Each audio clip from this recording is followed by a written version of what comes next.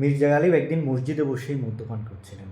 তখন অন্যান্য লোকেরা তাকে বলতেছিল, তুমি ক্ষুধার ঘরে মদ্যপান করছো? যেখানে ক্ষুধা থালা থাকে সেখানে তুমি মদ্যপান করছো? এখনই অন্য কোথাও যাও। তখন মির্জা গালিব বললেন, এই দুনিয়াতে এমন একটা জায়গা দেখিয়ে দাও যেখানে ক্ষুধা নেই, যেখানে সৃষ্টিকর্তা থাকে না, এরকম একটা জায়গা দেখাই দাও, না হলে আমি মসজিদে বসেই মদ্যপান করব। এর অনেক বছর পর আল্লামা ইকবাল গালিবের সেই উক্তির জবাবে বলেছিলেন, হে গালিব, মসজিদ তো ক্ষুধার ঘর, মদ্যপানের স্থান নয়। তুমি কাফিরের হৃদয়ে যাও।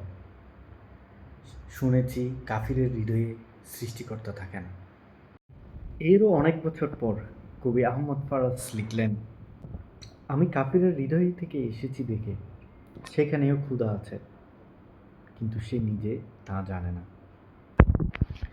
তাহলে এখন আপনারাই বলুন, ক্ষুধা আসলে কোথায় নেই?